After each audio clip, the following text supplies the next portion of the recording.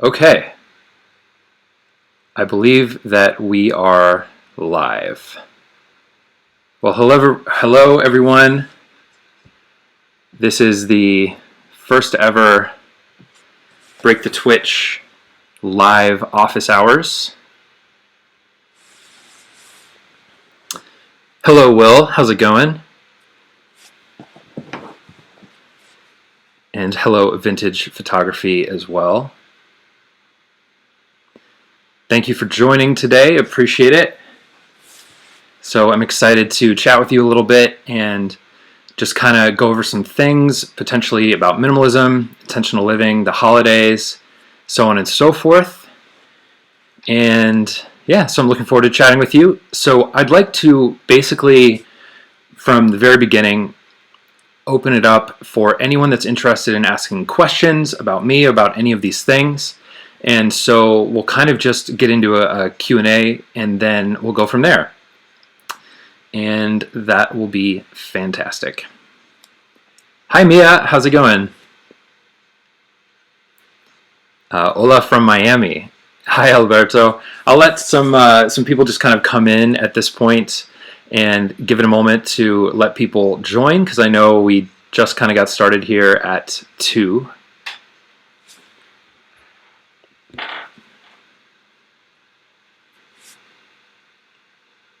Hello from Finland. Well, there are truly people from all over the world, and this is a wonderful, wonderful thing. I'm so glad to be able to connect with all of you.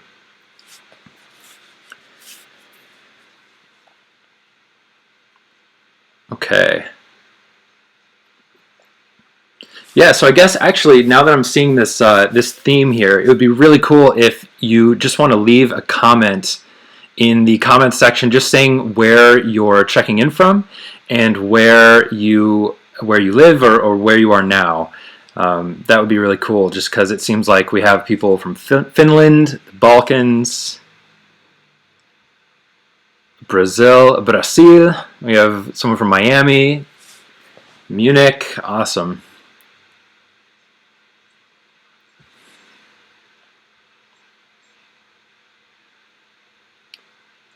Laura, hello. Thank you for joining. Denmark, that's incredible.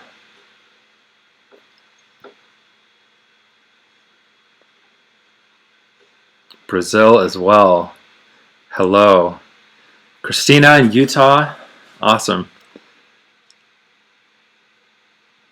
A Moroccan from Turkey, welcome Hamza. Northern California, beautiful place. Texas, awesome. Well, this is great. Thank you again for joining me today just to do this. Essentially, the idea that I wanted to do was do a live office hours. I had never really tried streaming on YouTube before, and so I thought it would be fun to just kind of do a live session and see how it goes, because it's something I'd really like to do more of in the future as well. And I thought it'd be fun to just kind of get to chat a little bit and go from there. Sophia, thanks for asking. I'm doing pretty well. You know, today has been an interesting day. It's a Sunday. We're kind of getting ready to go back into the week right now. And I have a bunch of things that I'm working on. I think in a previous video I mentioned a course called A Simple Year that I'm working on with about 9 to 10 other bloggers. And that course is a big project, and it's something that I've been working on for a little while now, but I'm kind of getting to the point where I'm wrapping up the content for that and finalizing a lot of the stuff. And so that's been an interesting but rather big project as well. So that's how I'm doing today, just, you know, kind of navigating those things, and also just I'm really excited to be doing this right now too.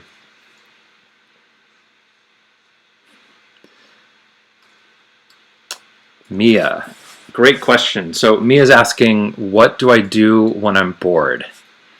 You know, that's a great question, because I think that with everything that we have these days, and this is kind of a big theme for me of Break the Twitch, it is this idea that I don't think we're bored very often. And I can say that I definitely don't think that I myself am bored as much as I would like to be.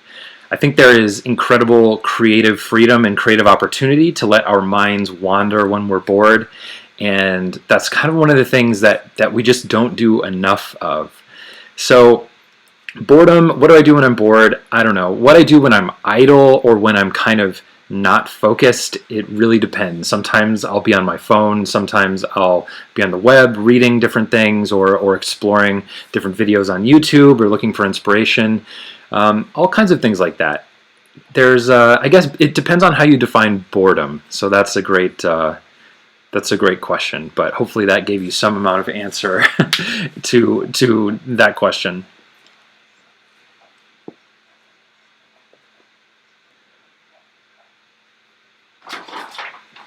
Russia, hello, welcome.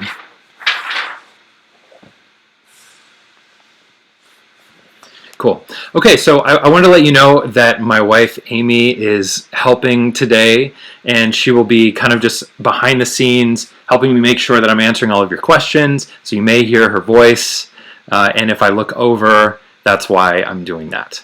So wanted to address that as well, so you know why I might be talking to someone else and looking over to the side. So let's see, I'm going to jump back and answer the very first question in this thread. And the question is, hello Anthony, any thought on intentional Christmas celebration, minimalist decorations, gifting, etc.? This is something I'm sure we'll be talking more about throughout the duration of the next 50 minutes or so, but I think that with the holidays, especially here in the US or in other places that really celebrate Christmas specifically, or Hanukkah or other kind of gift-giving holidays that are themed around this time of the year, it becomes a very difficult time for those who have made the decision to start living with less stuff or have basically gotten interested in decluttering or just not owning physical things that they don't want.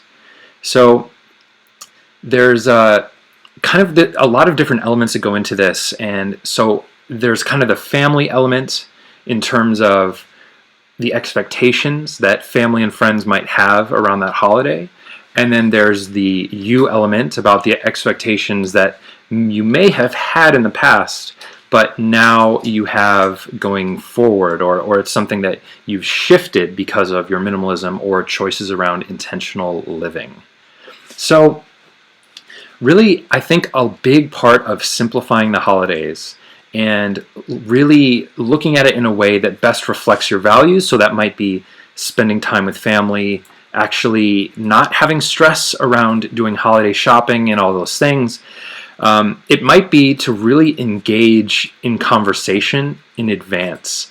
And I know that that sometimes can be very difficult to do, especially when there's been a precedent set over many, many years of kind of giving gifts and doing the very traditional, sometimes stressful holiday routines. But opening up a dialogue and maybe just kind of getting into the subject with your family, with your friends, and talking about it in a way that really looks to rise the tide for everyone in terms of the holiday experience. That could be having a conversation around only giving one gift each, or it could be having a conversation around not doing a Christmas without any gifts at all, or something like that. Or you can simply just think about other ways that you can reduce the burden necessary, or just kind of reduce the stress that comes along with it. And generally, I think that looks a lot like giving fewer gifts and focusing more on quality time with the people you can spend time with during the holidays. So that would be my kind of very general, broad approach to the holidays in terms of simplifying them and just wanting to reduce the stress that comes with the holidays as well. You can choose to decorate less. You can choose to just kind of have key decorations that you really want. Some people I know love decorating for the holidays. So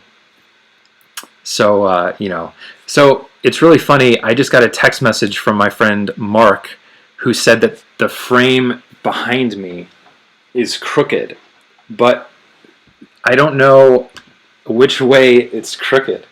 Is it this way crooked? I'm going to fix it. Okay, I think that's better. Thanks, Mark, for that insight.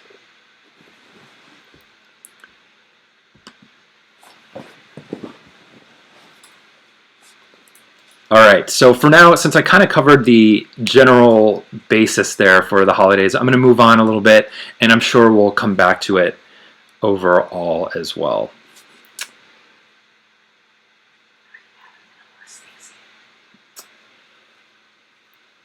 Okay, so, and who asked that question? Morrison. Oh, yeah. Sorry, I'm looking at, I just wanted to find... So I'm getting the question, how do you have a minimalist Thanksgiving? And that's particularly relevant considering that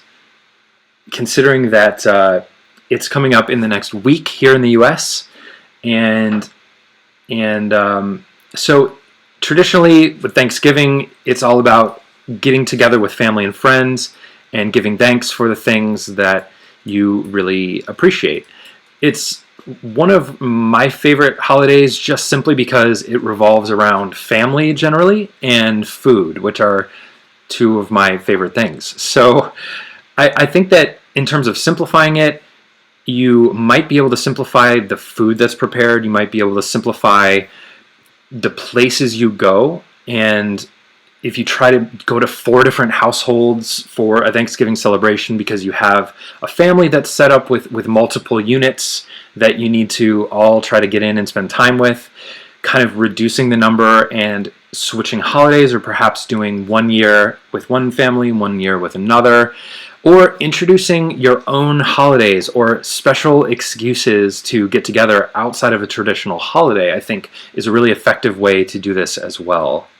So I think there's a lot of different ways to approach it. I will say Thanksgiving in general is a lot more based around togetherness. And I know a lot of people watch football during Thanksgiving, which isn't really something that I'm into. I don't really watch sports a ton.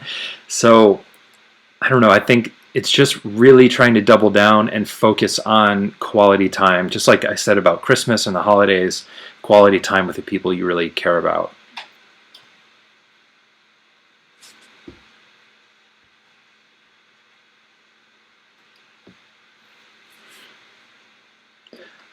So I see a question from Norman Hart.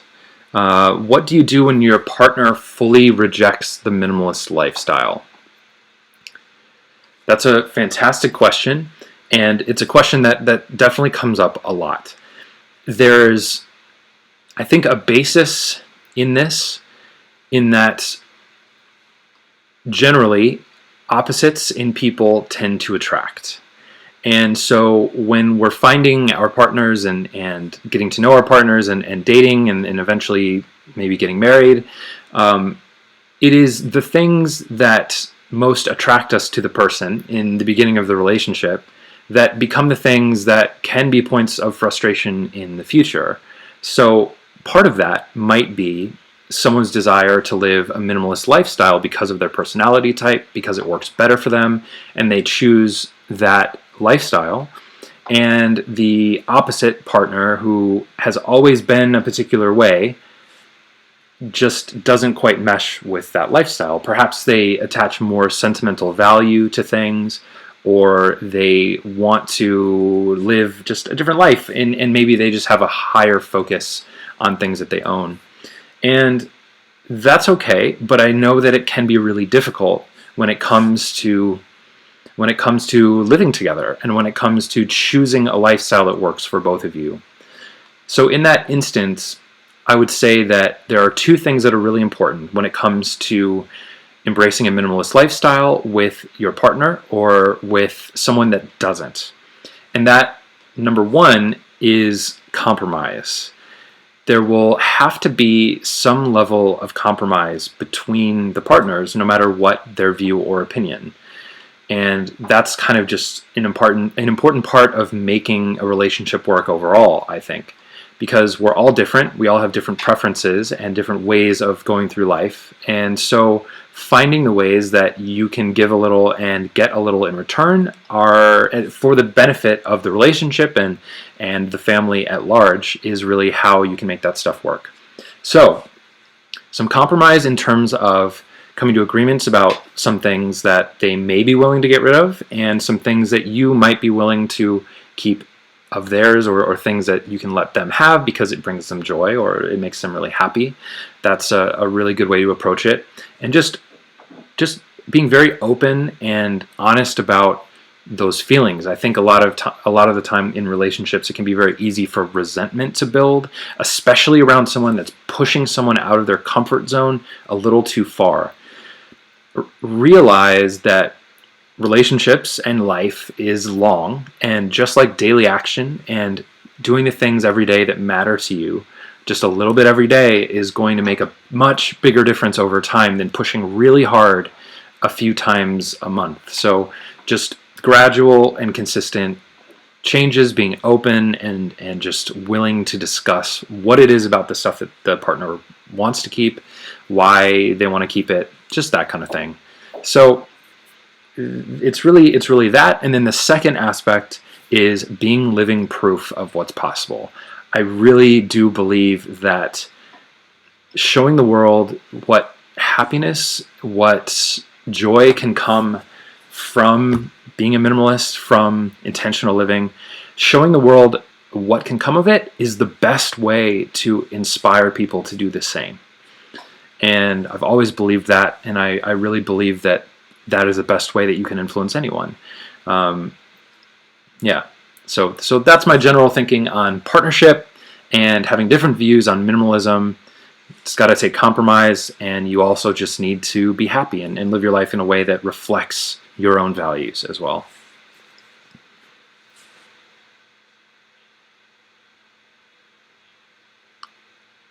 PM Media, hello. All right, I will quickly hit on this question: how do you deal with digital clutter? And I'm not going to go into super depth about it because this is one of my upcoming videos that I'm going to do and upload to the channel.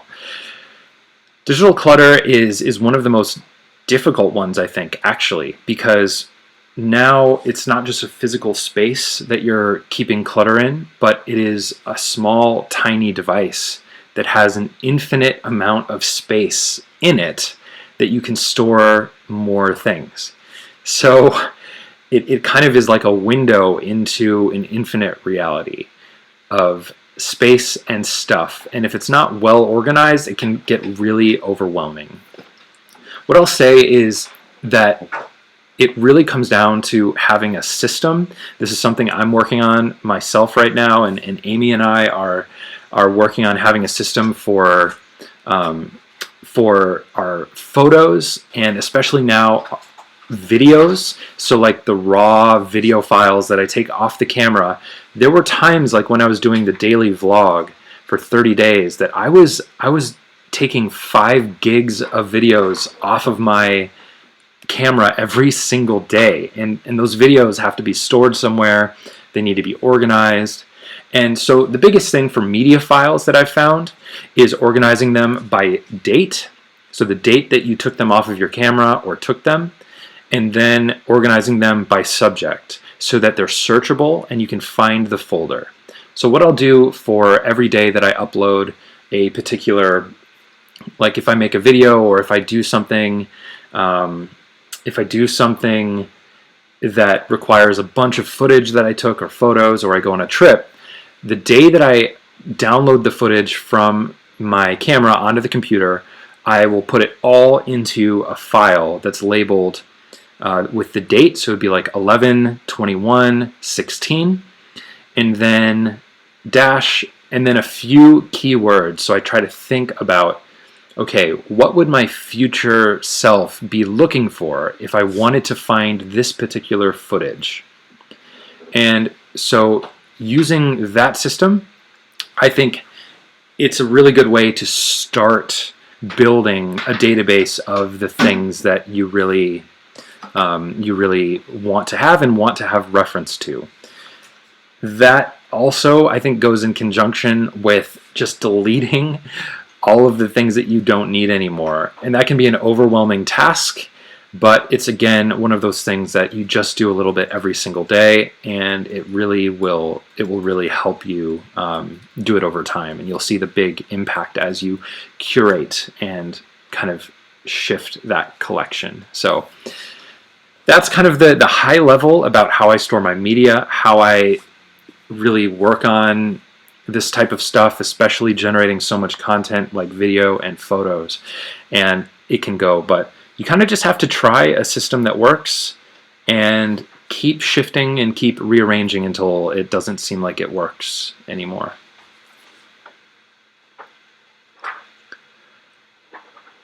Lanaki says it looks more off now. So hopefully it's straight. Can you come over here? Any tips on how to declutter as a student with lots of notes and books? From Nur Dayanti, I believe. So let's talk about decluttering as a student with lots of notes and books. That is a very good question in terms of, I don't know, I think student life, it's been a while since I was a student at a university, and so I might not have the absolute best perspective on this one for how you should manage that stuff. But what I will say is a lot of people tend to keep all of their textbooks for a very long time thinking they'll need to reference them. And in general, I don't think it's necessary to keep most textbooks, even though they're really expensive. There's kind of like the churn of having an expensive textbook and then returning it and only getting $5 for it or something really, really cheap, which is not great. But basically, I think it's really just being aware of what you need and finding a good way to organize your notes and things that you will actively need to look up, and then choosing when you won't need to look them up anymore. So that's the highest level advice I could offer. Honestly, for me, school, like education, the educational system as it was, wasn't a great kind of working system for me, and I found that I learned much better by just trying things and sometimes failing at them and learning from that process of failure and going through it that way. So I don't know if I have the best advice necessarily about that particular subject, but I do appreciate your question.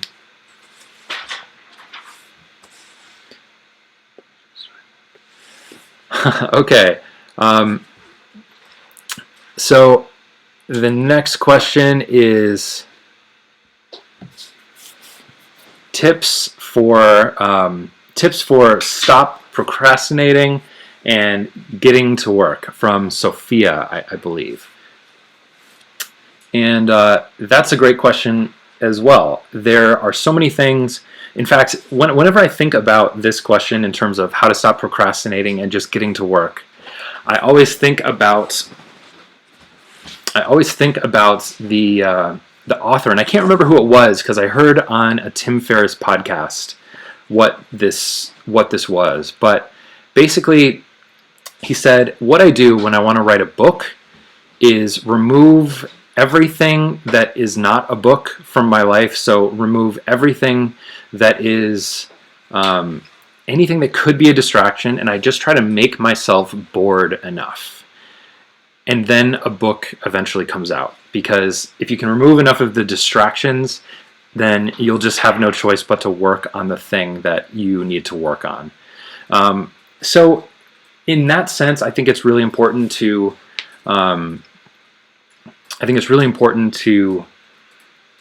just kind of see how you can remove the distractions and then just do it. I know that's really crazy advice in terms of just doing it, but that really is what it comes down to.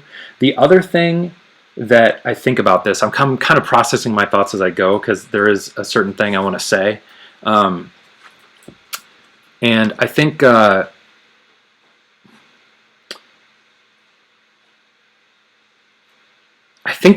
we're not robots. As humans, we are not robots that can just grind out work all the time. I do believe it's possible to build up a muscle, to build up a discipline that allows you to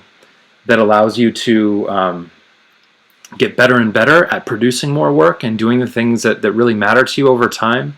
But what I would recommend is basically shifting your environment. If you're not feeling particularly motivated, or you're not feeling, or if you're not feeling just the energy that you need, try just switching things around. So just like, if you're not feeling, go for a walk. If you're not feeling like doing homework or working on a particular thing, get up and go to a different area of the house, or sit and have some tea, and just take some time to switch it up. Don't just sit there and just struggle through it. You might be able to get a better dynamic by just switching it up a little bit and then coming back to the task.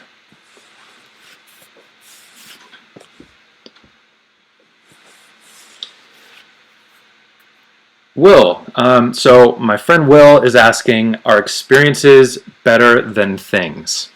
And that is that's a great question, Will. And I think there's not really an answer to that question. I have a few different varying views on this, and I think that everyone that thinks about it is going to have a different view as well. But what I'll say is this. For me personally, I do believe that experiences are better than things.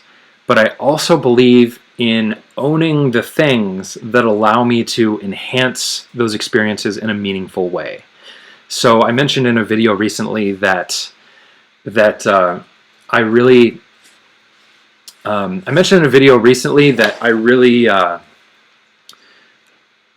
sorry, I'm collecting my thoughts here, that I really love owning the things that allow me to create.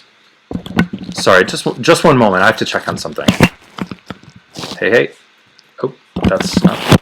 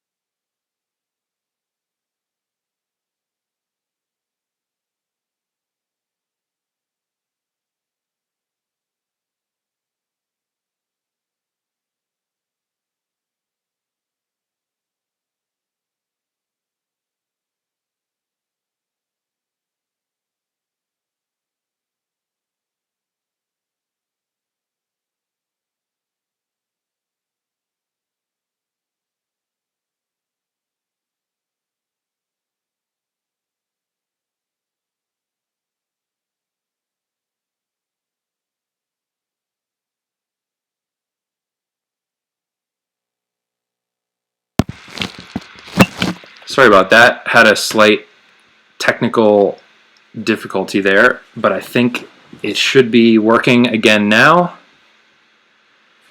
as soon as the video comes back. Okay, so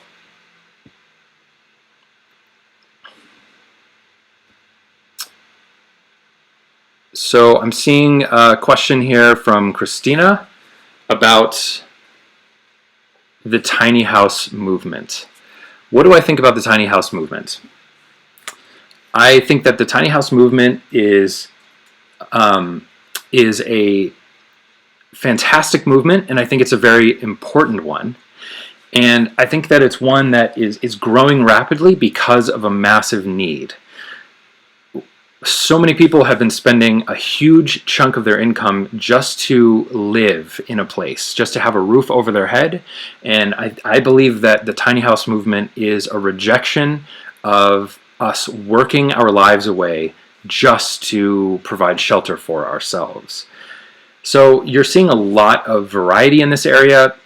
What I think about it personally is that I don't think that it is a great solution for exactly the life that my wife Amy and I want, but it is a good solution for a lot of people. So much about Break the Twitch and what I talk about and what I really believe in is intentional living in a practical way.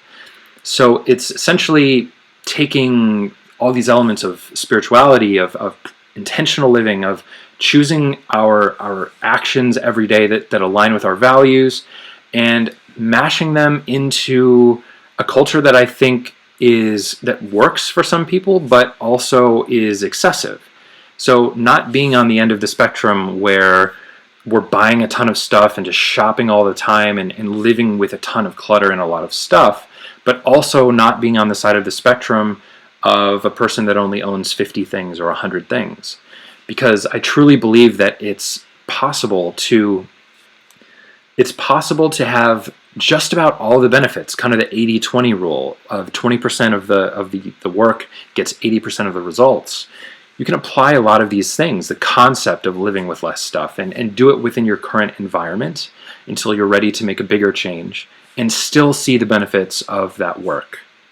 So it's a great movement, the tiny house movement, and I think it's something that's really important, and it's something that works for a lot of people, but it's not something that I think that we're going to pursue right now. We have a 1,200 square foot 1950s house, and we have a room where people can come and stay if we ever have guests, and that feels very good to us. So until that changes, I don't think we'll move into a tiny house, but I do think it's a wonderful movement.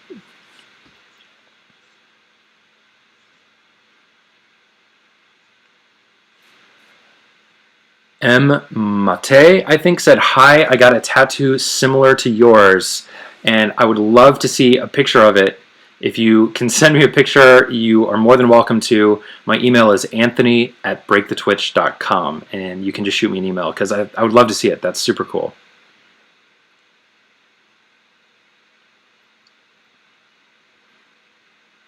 I'm going to jump back and see Laura's question. Which blogs and YouTubers do you read and watch regularly for inspiration? So there are quite a few YouTubers that I've connected with that I watch. So in terms of blogs, I'll say there are some really big ones, and there are some people behind them that have inspired me quite a bit personally. And that is the main one is Becoming Minimalist, which is Joshua Becker's blog. He's a good friend of mine now, and his writing and his work in terms of minimalism, rational minimalism, and really choosing to live in a way that gives to others as opposed to buys the biggest house for ourselves. That work that he's done has inspired me in a huge way.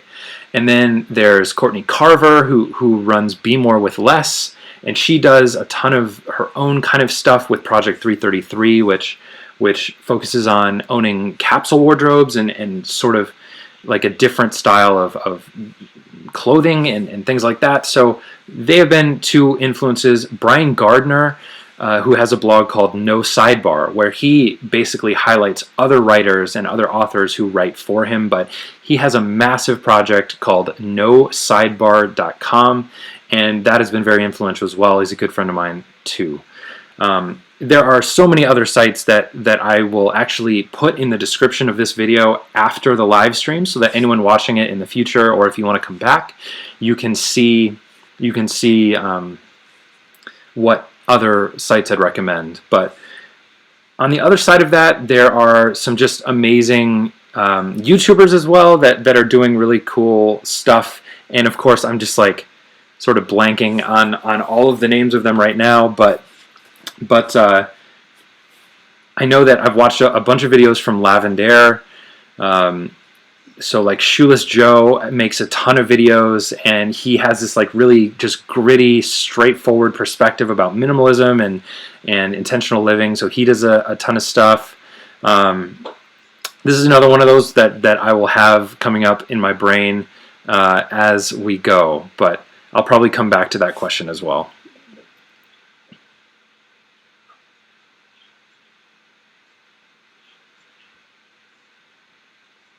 Okay, let's see.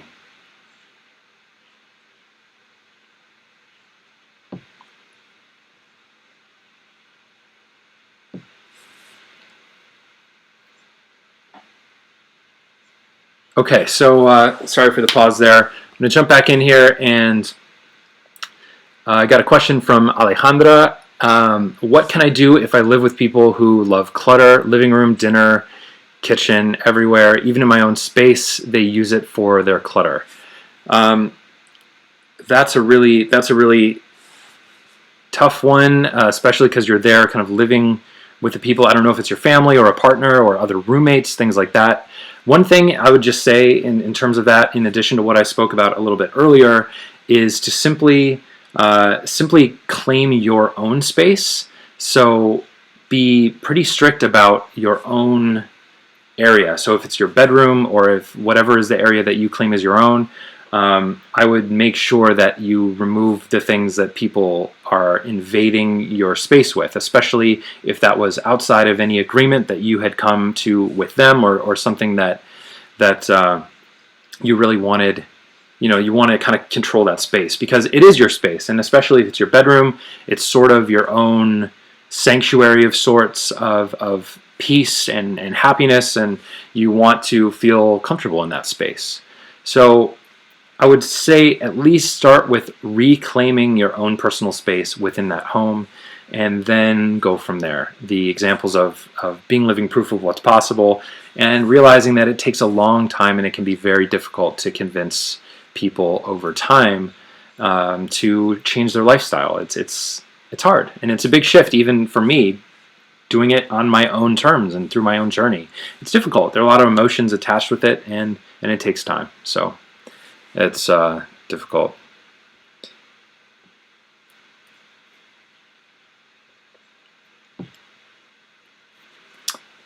Okay, I think it's Brindy. Have you ever found yourself going backward? How do you get back on track? The answer to that question is absolutely yes. What can happen with progress is it feels a little bit like 2 steps forward and 1 step back sometimes.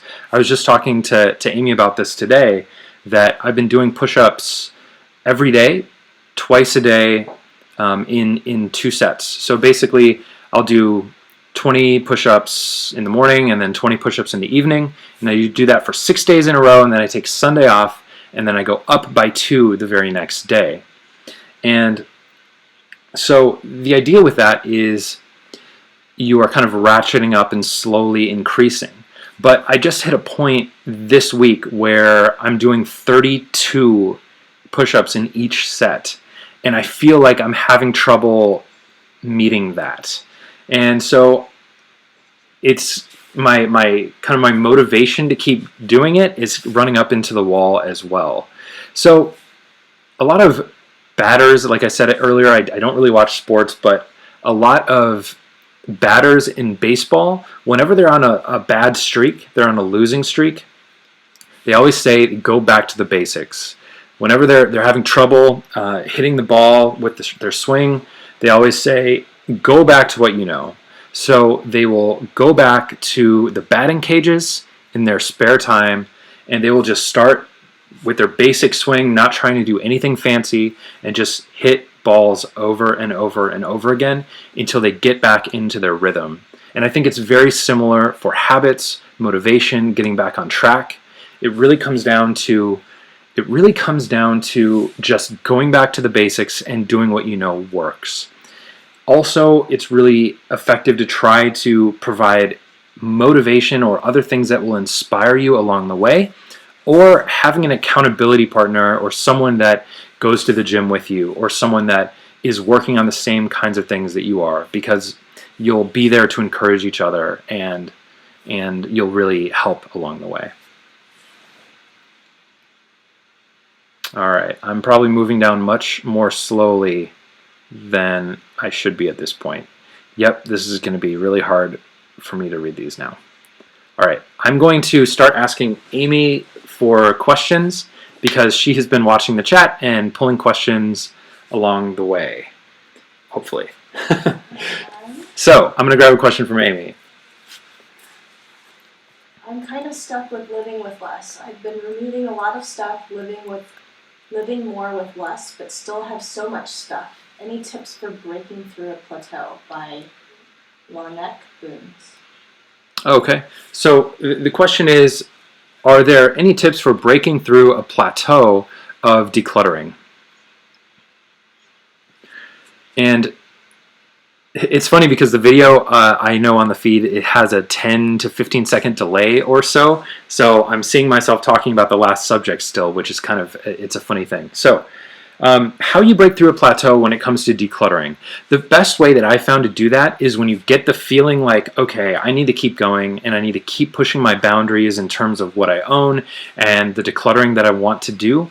I would highly recommend playing a game. So gamifying the experience of decluttering. The best way that I've found to do that is playing a game like Min's Game, which is where you get rid of one item on the first day of the month, 2 items on the second day, 3 items on the third day, and you just keep going, because eventually you will feel in equilibrium with the stuff that you own. You'll feel very comfortable.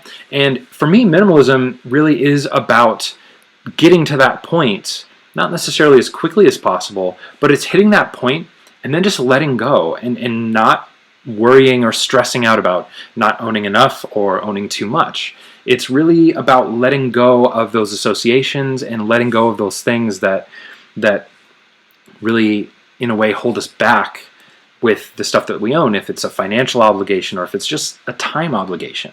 So find a way to gamify your experience of decluttering, gamify the experience of living in equilibrium with all the stuff in your house. And once you get there, just kind of ease and just exist and be in that environment and be happy. That isn't saying that over time it won't shift, because it will. You'll find at a time when you're ready to live with even less stuff, or you're ready to make some additional changes. And when that time comes, you'll know, and it's time to re-engage. So just stick with it. Life overall is long, and we tend to underestimate what we can do in a year and overestimate what we can do in a day. So just keep going and you'll find that balance.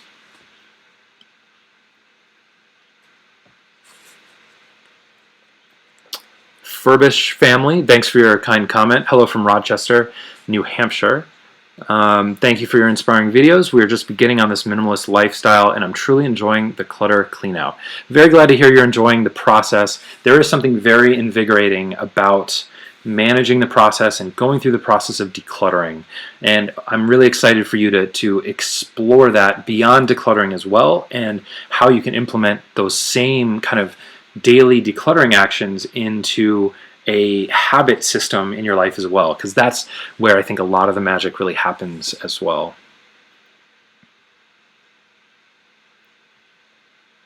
I love this question. Okay. Hi, my life starts to go really monotonous, and I don't know what to do even if I have time to spare. To try out something new, I don't know what. How can I start doing new things, and what should I do? Okay, I love this question because it applies so much to Break the Twitch's habit philosophy. So the idea of daily action and building habits that really matter to you every single day. So how do you figure out what to do? The best way to figure out what you love and to figure out what you want to be spending your time doing is to go out and try a bunch of stuff and probably be really bad at it. Whether that's going to a knitting club meetup, or going to try swimming and playing water polo at a point, or going to a book club, or going to just test different things. try to find people that are doing things that are outside of your comfort zone and connect with those people and get them to tell you about what they love doing. I don't think that this is any kind of process, and I think that some people find what they're passionate about very early in life. But for most of us, I mean, I really didn't come into this until I was about 29 or 30, when I started figuring out that Break the Twitch and this stuff was something, making videos, I was very, very passionate about. And I've been through a ton of different stuff. I used to be an audio engineer. I've worked in the health industry. I've worked in the insurance industry. I've done so many different things and really just explored all these different interests. And that's the best way. I think kind of letting go of the fear of immediate failure and just being willing to explore until you find something that really sticks. And it's okay if a lot of things don't stick. So just kind of get out there and try stuff. Because I know one thing for sure, sitting and being bored, although it's great for just kind of mental creativity once you need the space to come up with ideas, sitting there and being bored is not going to help you find out what it is that you love doing, other than if what you love doing is just being bored.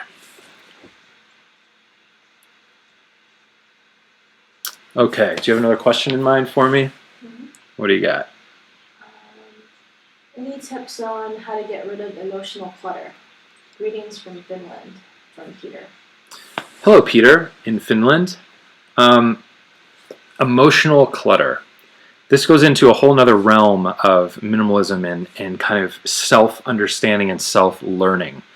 I've been learning recently that with minimalism, with intentional living, and going through the process of removing the things that are high-level distractions, the things that just keep our minds busy, you start to uncover and you start to have the time and the space and the energy to really start digging into the internal things that are going on in your mind, the emotions and the internal dialogue and the scripts that you have that might be affecting your day-to-day life.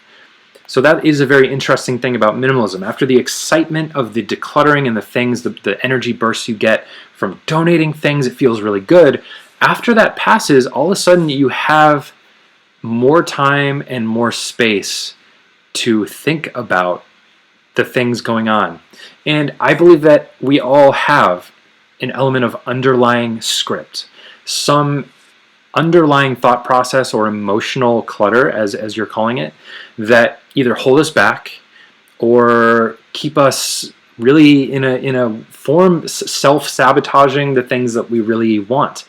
Sometimes it could be the feeling of not feeling like you deserve the things that you're getting, or if you find success, sometimes we find ways to sabotage that success and pull it away. So I think there are some really important concepts and ones that I'm working on myself in terms of positive affirmation, and that really comes into the building the habit and filling in the negative space with the positive. So that looks like positively affirming the things that you believe in, especially vocally out loud. It comes down to really exploring the thoughts and being open to hearing what it is that you're thinking about. Identifying and being mindful of that emotional clutter, I think, is one of the first steps that is necessary, which is why minimalism and decluttering physical things is such a beautiful, important thing, because it does create the space to start thinking about those underlying scripts, those underlying concepts and the things that are really preventing us from growing as much as we would like to. So how to do that? I would say at least start with affirming the positive and filling that space with the things that you believe in and the things that you really want. And the second thing I would say is work with someone else. So find a coach or find just a confidant, someone that you can really be open with and will be candid with you about the things that they're seeing in you. Because as long as you know that they are being constructive, they have your best interest at heart. Usually it's better if this is not a family member or an immediate friend, but someone externally that you can trust. So a lot of the time that looks like a therapist or a coach or someone that you can work with that will help you progress, and because you just can't see a lot of the stuff that's at the base layer of what you're doing. So finding inspiration through other people, finding someone that you can trust and someone that you can work with in order to grow in that way, I think is really important. It looks like oh, there it goes. It's coming back. The live stream definitely skipped there for a bit. Okay. Tanya, hey, it is wonderful to see you here as well. Thanks for stopping by. Cookie Likes says, hello. I would say just having time to think, period, has been one of the top 5 benefits I've experienced from becoming a minimalist. Yes, I'm glad that resonated with you, because it truly is. And it can seem like it gets worse before it gets better. All of a sudden, having the time to think about the things that really matter to you and think about the internal dialogues that are going on. But in a sense, all those things are happening anyway. All those feelings we have, all those thoughts and emotions that we have going on, they're happening whether we're observing them and being mindful of them or not. And so a lot of the time, it's like, I compare it to a soda bottle. When you slowly open a soda bottle and you kind of like release the pressure, it won't explode on you, right? If you just kind of slowly, just a little bit at a time, open the bottle a little bit at a time, versus having an extreme situation where you haven't been releasing the pressure and all of a sudden you open it fast after the bottle is well shaken and you have soda all over the ceiling and all over the place. It's that kind of comparison where I think we look at those things and we're able to observe them and make it much easier to deal with as they come up, because we're able to see the things that we can do. Retro Illustration, hello. How's it going? Thanks for joining today. All right, so we have about 8 minutes left of this hour. I appreciate you hanging out. Paula, hey Paula, says, oh man, everyone is live right now. This is my first time doing a live chat, so I don't know, maybe there are other people on right now, and that would be really cool too. I love that you all are talking to each other as well in the comments. I think that's one of the most important things to do, is connect with other people that are commenting and wanting to chat as well. Let's see. I see a question from Jackie that is, how do you deal with the ego? And that's a question that I think goes across all of these disciplines. Ego is, I think someone said, ego is a hell of a drug. It's a kind of a constant battle between ego, which I understand as being kind of like the child mind, and then the adult mind. So the child mind wanting to be recognized and wanting to have everything that it wants, and the adult mind knowing that, you know, it's like you need to not eat an entire jar of cookies, or like you need to moderate, and you need to grow and be mindful of the things that you really want in life and the things that will get you there. And ego is sort of like that voice that is telling us to do things that might be counterproductive, or things that might be self-serving, or other things like that. And how do you manage that? I don't know. I think probably I would say just being aware of it, and being aware of the role that ego plays in your own decisions, in your own life, and being aware of how it plays into the things that you do. I think that's probably the most important way to deal with ego, and that's something that I'd like to do a video on as well, because I obviously need to do some more research and kind of understand how that plays in and what we can do about it. So I appreciate your question. Crystal Rose, I just want to say thank you. Because of content like yours, I've decluttered so much and I feel so relieved. So thank you. Thank you, Crystal. That's wonderful. I'm so glad to hear that this has been helpful, and I hope to continue making stuff that helps further that journey as well. Okay. Tanya is asking, how are you enjoying self-employment? That's a wonderful question. Thank you, Tanya. So self-employment has been really interesting. For those of you that might not be aware, I left my full-time job as the marketing director of a bike share system. I was in that position for about 3 years, and I left that position in February of 2016, so this year. I've been writing, making videos, and really focusing on Break the Twitch. And then I've also been focusing on filmmaking. So I've gotten really involved in the commercial filmmaking community here in Minneapolis. I've been working with some really close friends that have given me some wonderful opportunities to be a production assistant on their own short films. And so I've been really focusing on learning a ton and finding freelance opportunities to do filmmaking work. So those have been the two focuses for me in terms of the last several months. And I would say overall it's going really well.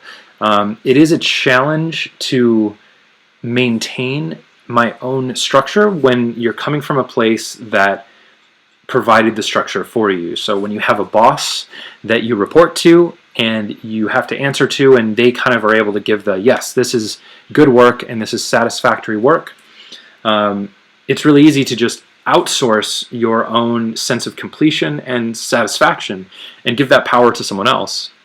When you're self-employed, it is a constant journey of deciding when you've done enough and wondering if you've done good enough.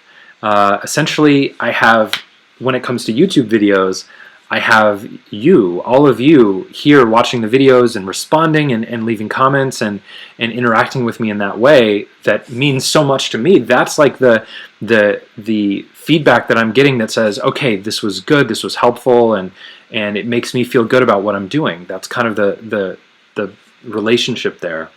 Overall, I think it's been really great for my own self-exploration, and it's been an incredible journey that I hope now will continue. I mean, this is really what I want to be doing for the rest of my life. I want to be making videos. I want to be writing about intentional living and exploring my own journey very publicly, hopefully for the benefit of many, many people. So that's kind of a high-level look at how self-employment has been. And just with anything, there are ups and there are downs, and that's just kind of how it all goes. Hi, Sandeep. How's it going? Greetings from Germany. I just logged in. Oh no, the live stream ends in 8 minutes. Now just 2 minutes, but I appreciate you stopping by, and I will probably be doing these on a somewhat regular basis, depending on just where we go from here, and we'll see how frequently, but overall this has been pretty fun, and I like doing it, so we'll go from there.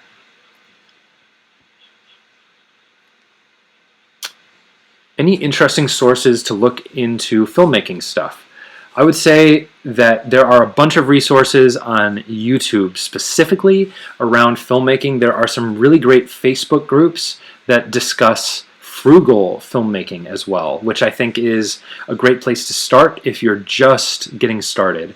But what I'll say is largely equipment doesn't matter a ton when you're just starting out. I talk a lot about lighting and how lights that are pretty cheap, 150 bucks for 2 lights, is much more important than getting a very expensive camera, because you can really create a lot of effects with just the lighting until you're ready to step up and do that. So just just kind of exploring with what you have and then growing as you do, and just putting out work is probably the best resource in terms of filmmaking, which I'm sure you know if you've been doing filmmaking stuff at all. This live stream is so minimal, it doesn't have a host. Yeah, hopefully I'm the host, but I don't know if that's I fully understand that comment, but that's okay. Yes, I'm so happy that there's so many of you connecting with other people in the comments. This makes me incredibly happy, and I'm just so grateful that you've all stopped by. So thank you for coming by. I will answer any other questions you have in the comments, and I will be just answering those directly in text, and then we'll get to the next live stream probably in a week or two, and we'll go from there. But thank you so much for being a part of this experiment with me here. I thought I'd do a live stream, and this ended up being a ton of fun. So Thank you. I appreciate all of you, and I hope you have a wonderful rest of your day. We'll talk to you very soon.